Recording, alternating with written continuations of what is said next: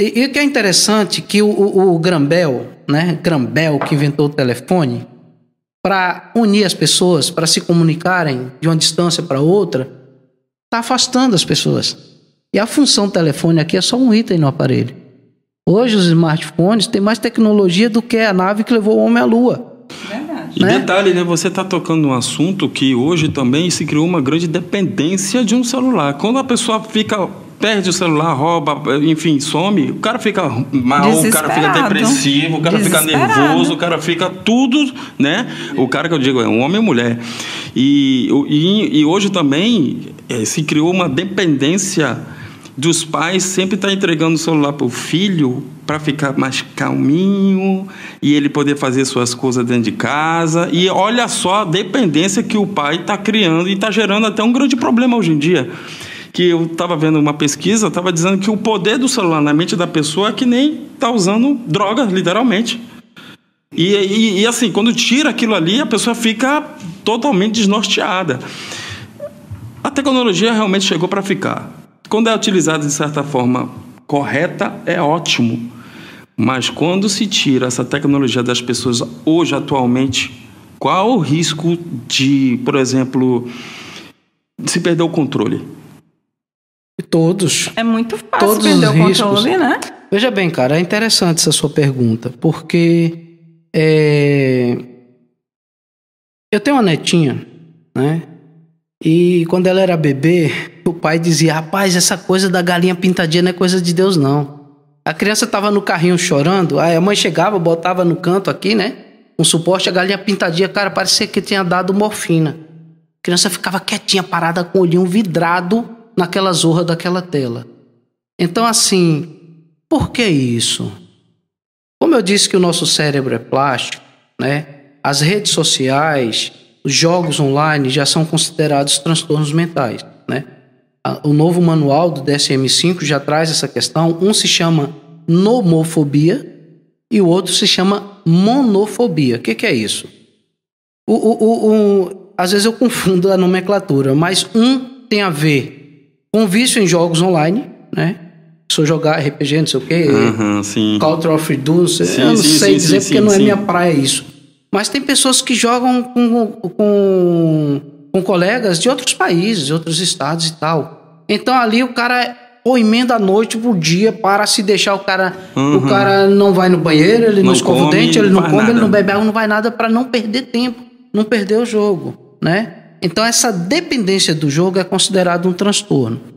E o outro, a nomofobia, é a dependência das redes sociais. Então são pessoas que saem curtindo várias coisas, saem colocando comentários, saem publicando um monte de coisa, porque ela quer ser vista também. E aí se ninguém curte nada do que ela fala, né, ou que ela posta, né, o que acontece?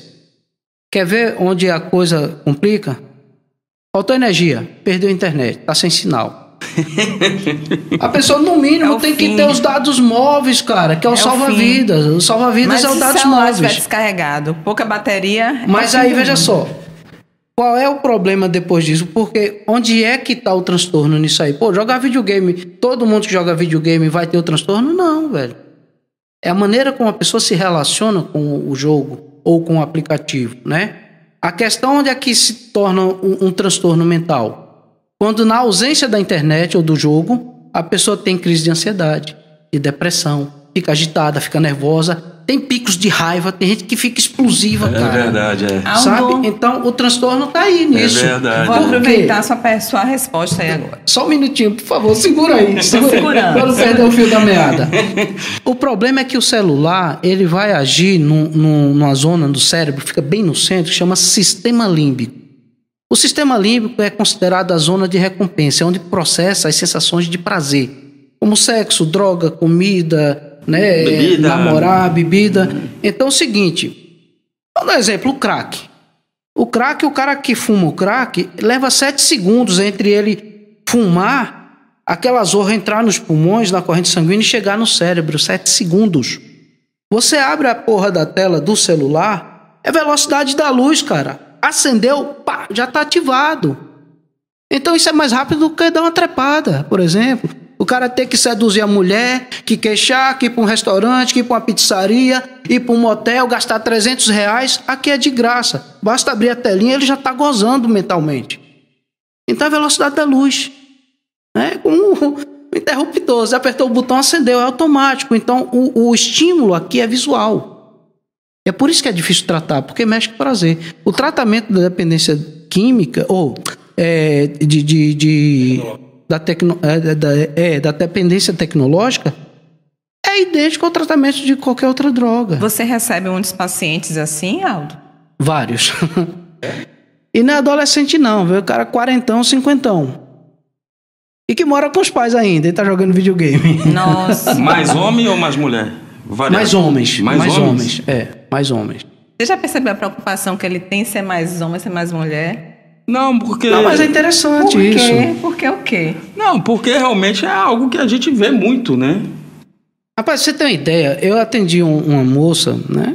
Uma mulher jovem, 30 anos, né? E o marido ficava até de madrugada jogando videogame. Ela doida pra dar umazinha e o cara lá jogando a porra. E às vezes achava pouco, ligava pra um amigo, vinha pra casa dele.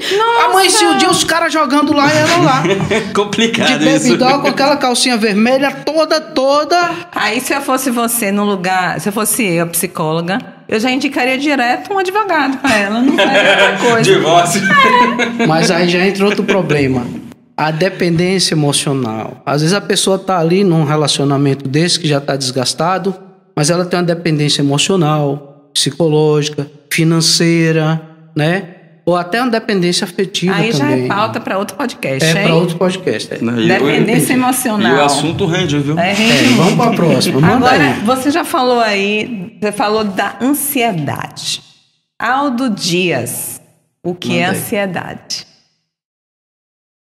E a pergunta que você fez, você quer reformular a sua pergunta? Tranquilo.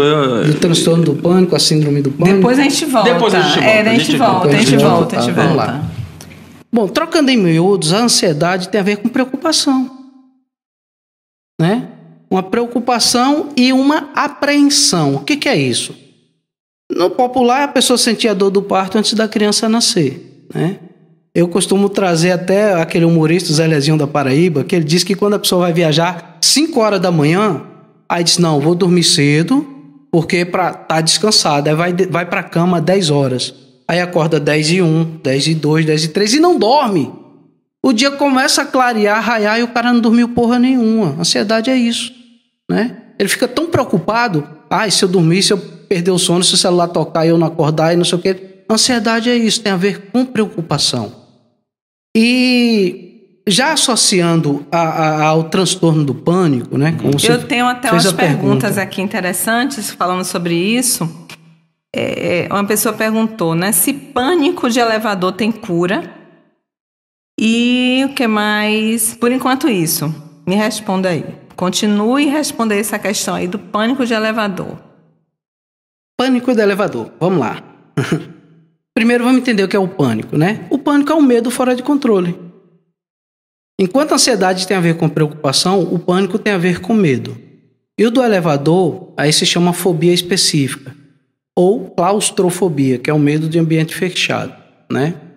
Então, quando as pessoas chegam no consultório e relatam que tem medo de alguma coisa, eu já tratei de várias.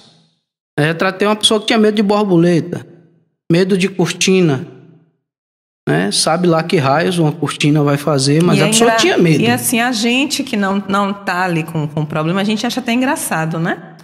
Uma pessoa com medo de borboleta, uma pessoa que mora na zona rural com medo de sapo, a gente nem acredita, né? Mas veja só, o sofrimento daquela pessoa é real. O que ela sente é verdadeiro. Tem gente que vê um sapo e desmaia. Eu já atendi uma pessoa que tinha medo de sapo, né? Mas vamos falar do elevador, né? O medo do elevador é um medo específico. A pessoa não tem medo do ambiente fechado, ela tem medo de sufocar, do sufocamento.